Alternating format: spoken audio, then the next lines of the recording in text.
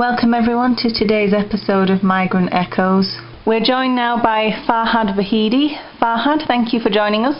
Thank you, it's my pleasure. As you already know, my name is Farhad. I'm a former asylum seeker in the UK, 23 years of age. I came to UK when I was 13 with my parents, fleeing my native country of Iran to escape persecution. But not me, my father.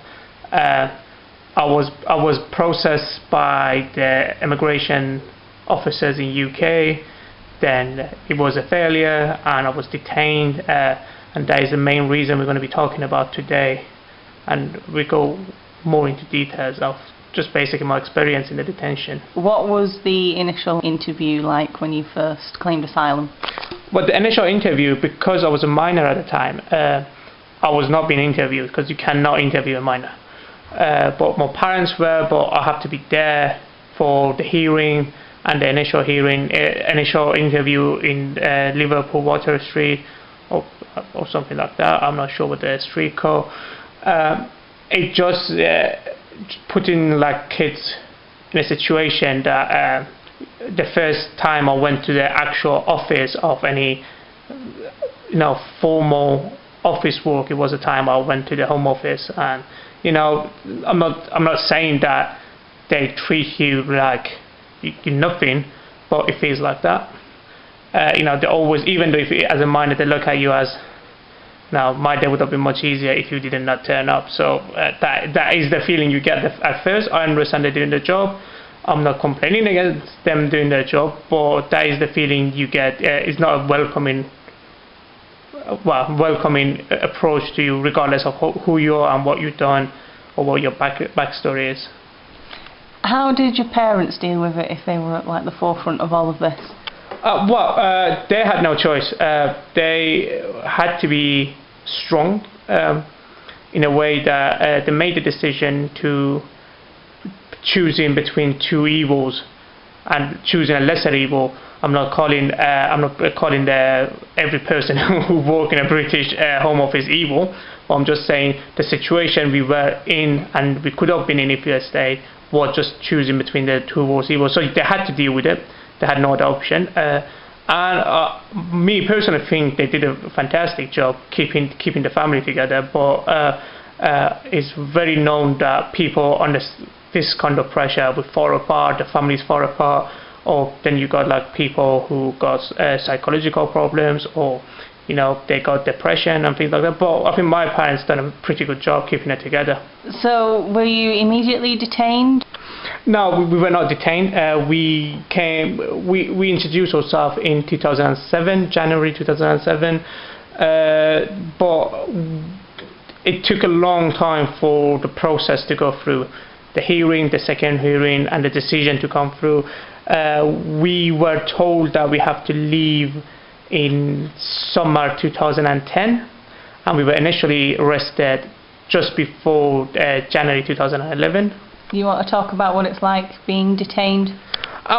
Being detained is no different of having your house raided for drug bust. They come in, they did not knock the door in, but they could have because they had the ramp with them. They knock on the door, we open, and there is a horde of police officers and immigration officers coming into you. It's half six in the morning, you're half asleep, you already on a very high level of stress because you're living in that kind of situation. But to be fair to the immigration officers that came to the house, they told us, don't make trouble, and we're going to treat you like human being. And to be fair, we did not make any trouble. We didn't try to run, we didn't try to do anything stupid, and they did treat us with some level of humanity. But still, it is still a proper raid into the house. You get 3 officers for each person. They search you. They make sure you don't have anything dangerous on you. It's basically like being arrested. It's nothing different with it. And then you were taken into detention. Which detention centre were you at? We were initially, me, my father and my mother were taken to the Yarls Wood detention centre, but in the family wing, which hold a very small amount of families who got just over 18 children, because at the time the law was that you can no longer detain under 18s, and that was the reason that Home Office had to wait for 6 months. That was the reason that they had to wait for me to be 18, then they can raid the house and arrest us. Did they know where the house was, or did they know where we were at the time? I'm not going to go on and say yes or no, but they had to wait for me to be 18 by the law to be arrested and be detained. But arriving in Yarls Wood, it's just like going to prison. You've got a process in it, and they take away all your belongings, they take away your phone, they search you up and down, you get checked by a doctor, make sure you've got no problems. You say anything like, if you feeling suicidal, then that will be the end of it, because they're going to have an officer sitting outside your room all night, making sure you don't do anything stupid. It is a very high, intense, but having said that, Yarls Wood Detention Centre from inside, from the outside it does look like a prison, but from the inside it just looks like a 2-star hotel.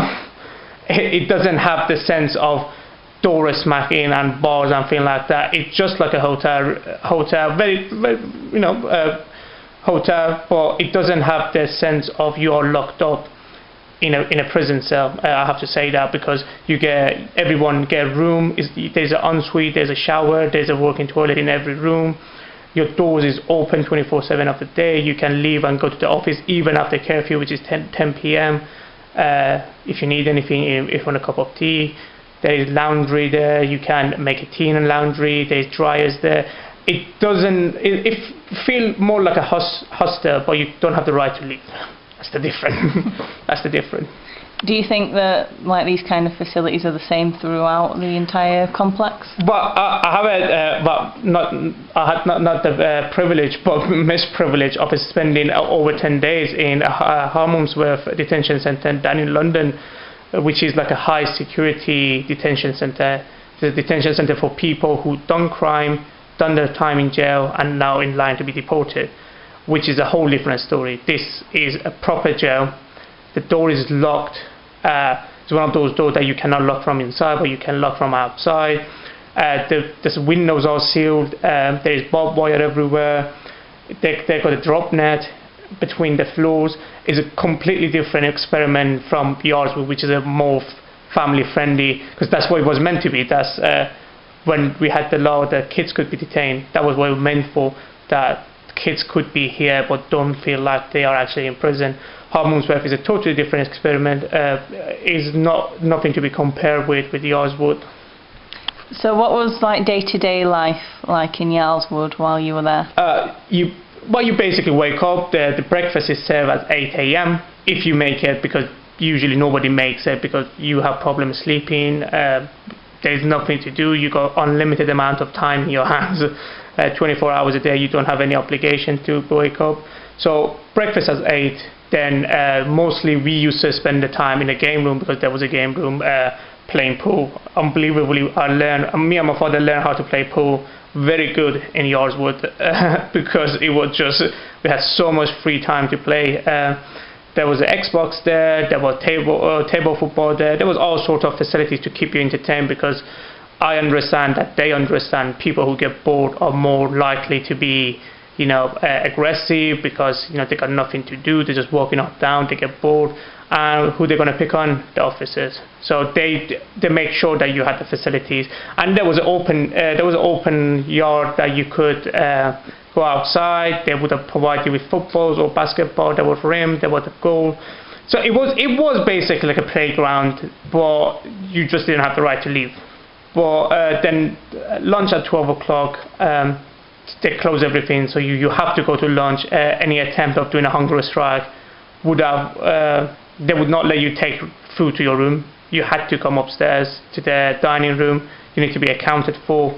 Any attempt of hunger strike, they would not tolerate it. They would make sure that you eat either yourself, or in case of you endangering yourself by hunger striking by force, which I had a misprivilege of witnessing it once, because one person tried it and they were not very nice to that person after all. But then after lunch, the game room again till about 5 o'clock. When was the supper time? I'll put on weight in detention. I'm going to tell you this because we used to eat and literally do nothing. We have 1 hour gym because we were actually sharing it with the female detainees who were in a different wings. We had an hour gym or sport ground, which was all right, but still, it is not like you're going to gym in your town. It's still in prison. You get watched by people. Everything is tied down to the floor. No funny business. Then you go back. 9 p.m. you go in for curfew. They come accounted for. Fine. You still have the right to come outside and go to someone else's room or go to the main office. I spent many nights, I tell you this, many nights doing the night shift with the member of staff who was there, just sitting there talking because they were bored. I was bored. We just used to sit and talk. There was one member of the staff who was pretty strict. God bless him. He used to say, "Don't stay here, go." Always, he was the only harsh person we had. I have to be honest. All members of the staff were very lovely. At least towards us, because me and my family never caused trouble. We understood we are detainees. We have to do all battle legally, not by causing trouble, not by making stupid requests and things like that. But it was fair to say that they would be harsh on people who, try something funny or try something that was not in the rule books. But I never had to deal with that. Neither did my mum and dad. And what about like the other detainees that you were with? How was it for them, do you know?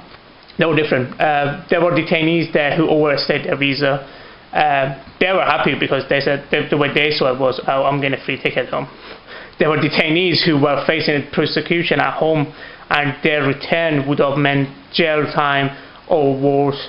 I wouldn't know in details of their lives, but for them it was a more bigger of a challenge because you have to be up in the morning trying to contact your lawyer, try to sort something out. But in the family wing, we never had problem.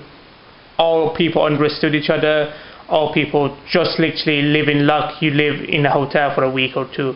Well, for us it was 2.5 months. But we have people who were there for 6 months. We have people who came and go in 3 days. It's just different. You see some people coming in saying, "Oh, I've done this before." 3 days later you see, "Oh, where are they?" "Oh, they left there, they were deported in the morning," or in some cases they were released in the morning, which is always when there is always a deportation in the wing, you always relate it back to yourself. You think, "Oh, this could have been us," and when there is a release, you always relate it back to yourself again and say, "I wish it was me." Which is a sort of mental challenge one way or another. It doesn't matter really, because one, you don't want to be deported, and two, you want the one to get released. So it's something you need to deal with on a daily basis. So how was the legal battle playing out behind all this? The legal battle, to be fair, they would allow us to contact or caseworkers or contact lawyers, although we had lawyers when we went in and we had to change it inside. But the legal battle, they understood that if they stop people from fighting for the legal battle, it would not go down well, because they have the right to do so. And when the law draw a line in the sand basically, and I know people blur it and step over it from time to time, but in my experience it was, yes, you have the right, you do what you have to do, but just don't do anything stupid. That was the whole thing. You want to fax, you fax. You want to email, we got computers, you can email. But other than that, some people did it differently. Some people tried to endanger themselves, endanger other people by various reasons, and they were harsh to crack on those things. And how in the end did you manage to get out of detention? After a long battle, I had to give a separate case, and my mom had to give a separate case, because you have the right to do so. And if anyone who is in a detention and don't know this, your spouse or your children who are over the age of 18 have the right to introduce a new case for themselves. So it's not that they don't. It's not that they would lie to you that it doesn't exist, but it's just the fact that they don't mention it to you, because it just cut the hassle for them of the legal battle. So my advice to anyone is, even if they give you like a final warning for your case, if you got a spouse or if you got children with you, they have the right to give a case. Being accepted or not, that is a different story, but they still need to process it, and that will buy you time for your evidence to come around or for any other thing that might happen. So yeah, I would highly advise that if I come to the end, do not just do not give up without a fight. And what was it like going back into the community and back to your daily life before detention? I remember the day I was released. It was just before supper, and I was talking to a gentleman, elderly gentleman, one of the nicest people I've met in my life. He was a prison guard. He was a detention center officer, and I was talking to him actually about 1970s rock bands. I don't know how we got to that point to speak about 1970s rock bands, but we did. Actually, the song we were talking about was Mrs. Robinson's. That's just some details right now. And the phone rang, and he picked up the phone, and I just saw him. I saw it in his face, that his face dropped, and he was looking at me and listening to the phone, and then he hung up. I tried to continue the conversation because I wanted to continue this conversation. He said, "Farhad, go get your mom and dad. You're going to be released." And it's just one of those moments that it takes you a second to process. I was like, "Are you serious?" He was like, "Yes." Then it was me leaping 6 feet, hitting the table with 2 knees, hugging a guy over the table, which you shouldn't be touching the prison officers anyway, but we did anyway. Running to the game room, seeing my dad. He was sat next to a window looking outside. Just one of those sad, depressed evenings in detention. And I said, Dad. He was like, "What?" I was like, "We're getting released." He was like, obviously this is not in English, this is first language party, just so you can relate to it. He was like, "What?" I was like, "Yes, we're getting released." And he jumped just as high as I did. We ran to the room, and my mom was just taking a nap, I guess, and we just went crazy. Mom, wake up. And my mom, before I continue, my mom suffered from heart condition, so it's not like we're going to do like a joke like that to her. She was like, "You're joking?" I was like, No. They were like, "We have to go, just to stop packing." And we stopped packing, and they didn't even let us go for supper. They said, you're going to Birmingham tonight, and day after you will be moved to Liverpool to get processed, which was a crazy. But I just remember when we were leaving with the bags and everything, it was people lined up, cheering, just saying like, "Put your right hand on my head, I want to get released too." It was a crazy feeling, and it was a moment of sadness too, because you knew that how they would also feel that if they wanted to be them getting released also. But having said that, we got in a van, what was a minivan. We called one of our friends, and we said, "We're getting released, we're going to Birmingham." And funniest story, she came up with the best punchline ever. She was like, "You sure they're not good taking you for a ride in a courtyard and bringing you back?" We're like, no, we're actually getting released, we got our bags. We went to Birmingham. It was, well, not appalling, but it was not a nice place. It was a hostel for new immigrants, and it was funny because we were immigrants after 5 years going back to hostels. So not to brag about it, but when you are immigrant and you speak fluent English, it just look weird to people who are new, because I understand how you used to feel to me. Wow, you speak English. And the bed, it was the dodgiest mattress I ever seen in my life, but didn't care. I slept like a baby all night, woke up the next day, we're going to Liverpool. Nothing mattered that day, nothing mattered, because it was all about, at least for a bit, we knew that we won the battle. We haven't won the war just yet, metaphorically speaking. yeah, we were so happy. Remember my dad went out to get some food. He came back, he was like, I couldn't not drink, but he hadn't had a drink for over 2.5 months. And he bought us 2 beers. And that 2 beers tasted so good. After, just being sober for 2.5 months, it tasted so good that I cannot describe it in any way possible. But it wasn't a beer that was anything special. It's just a taste of freedom. And to anyone who ever been castrated or been in prison or for any reason been in a situation that they didn't have control over their life, the second you are set free is a sweet and a sour kind of experiment. Because one, you have the scars for the rest of your life. You know what happened, you remember it all the time. And two, but like, no, I've done it. I came out the other side with my head held high. So the next day we went to Liverpool. I remember getting processed to the hostel that we had to stay for 3 weeks. We had a group of Iranians standing in front of in front of us in a line, and they were just speaking Iranian. And the lady started asking him some question about what's your name, what's your date of birth, and I could fully relate to that because at the time when I was new into this country, I could not understand what does it mean by your date of birth. And then the magic happened. I started translating for everyone in the hostel, and the people were like, "Oh wow, how long you been here? How come you're in a hostel, but you speak so good English?"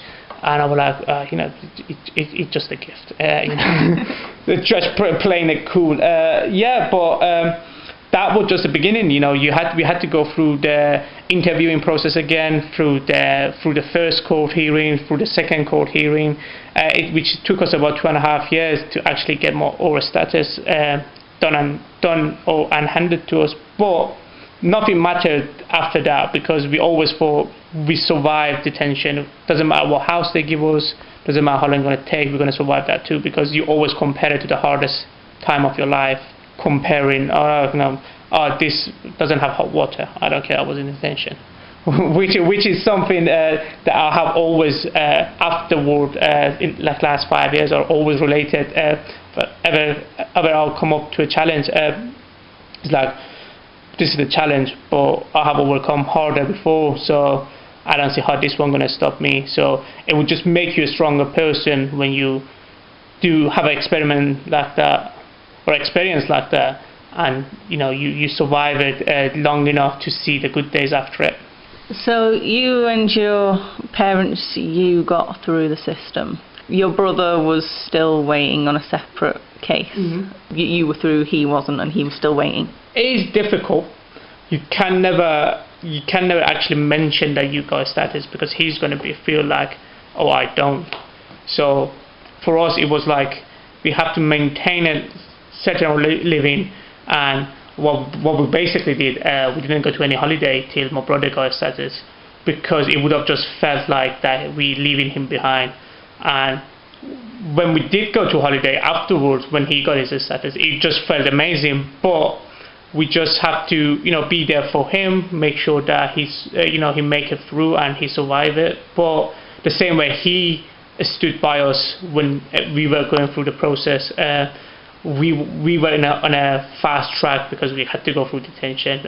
But it just, that's when your family, stand by you and they help you make it through. But fair play to him. He's a strong young man, and he made it through. He's one of the brightest men I know, but don't mention that to him. But yes, we stood beside and behind him all the way till he got his paperwork sorted. Which, once again, my mom would say life is a combination of ups and downs. The second you flatline, that's the time you die. So if you don't have ups in life, you're not going to have downs in life. Or if everything is going perfect, then something is wrong, because something then terribly will go wrong. So life is just the combination of ups and downs, and you do the climb, and you come down from it, and you just make it through life. That's what it is, and that's how you should play it. What was it like, been through all of this in the asylum system, but you still had your normal life with your friends outside? What was it like keeping that balance? first of all, you don't. I did not mention it to any of my friends. It just one. Many people don't understand the system. They don't have a realization of what you're going through, and two, when you do mention it to people who are not immigrants or asylum seekers, it just becomes a laughing joke. So I never mentioned it to anyone. I always put up the face that life is perfect, and I always do, because they don't need to know my troubles. The true friends know, but the people you just know, they don't need to know. But I remember going to college in September that year, and that was the only time that I felt post-traumatic stress, because I was doing public services in college, and it was all about authority and saying yes and not having any control. I was rebelling against my teachers. I was just not taking it in. I didn't have any problem with the paperwork or doing the course, but it was just I would just want to rebel against everything, and because I had the experience of just before it, and I did not handle it well for a year. I got in so much trouble in college that I had to change college. But afterward, I was lucky enough that I made it through my post-traumatic stress without having any damages to myself. But yeah, I didn't mention it to anyone that what I've been through, but everyone just felt I just being a normal teenager. But having said that, it is a lot of stress to go through, especially at a young age, because 2 weeks before I was detained, I was just 17 years old, looking to get into the club with a fake ID. 2 weeks later, I was detained, and I had to actually stand up for myself in the court, answer the judge, and go to the Home Office interview, which is a huge step up. It's a very quick transition from being a kid and treated as a kid, and actually be treated as an adult. Oh, we're going to detain you because the clock click on 12, and all of a sudden you have to make decisions for yourself. You have to stand up for yourself, which you always think you've got time to get used to. But for me, it was very rapid transaction from being a kid, then be treated as an adult. Because at 17 years old, normally all they have to deal about is, what university course should I pick? Or I should do my UCAS points or something like that. Mine was, I have to deal with some serious matters in hand. And, sometimes it is a huge challenge. I'm not going to say it's easy, but, it had to be done. And I'm glad I've done it. That's just part of the experience of becoming an adult, basically, in a very rapid, fast track on the way. So what's life been like since then? Well, ever since I tried to live life to the fullest. Giving back being part of it. We did, with working with the charity we were with. I'm not saying I did as much as I could, but there's always work to be done on that.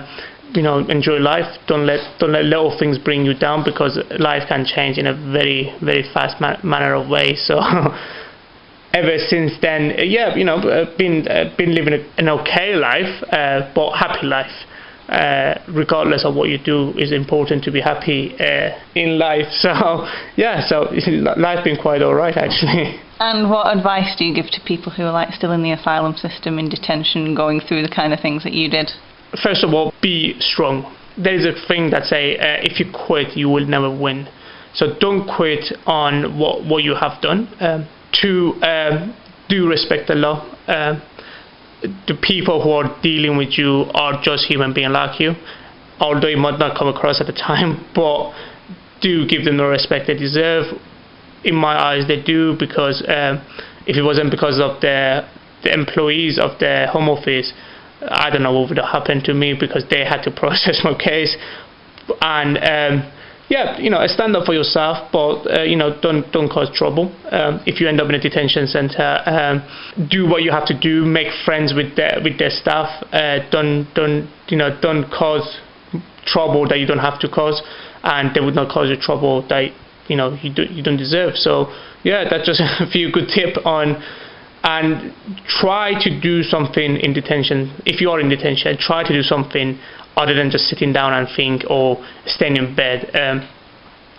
If you got gym time, go to the gym.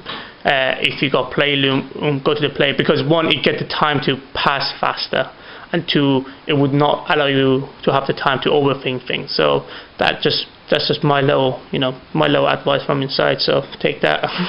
Thank you, Farhad.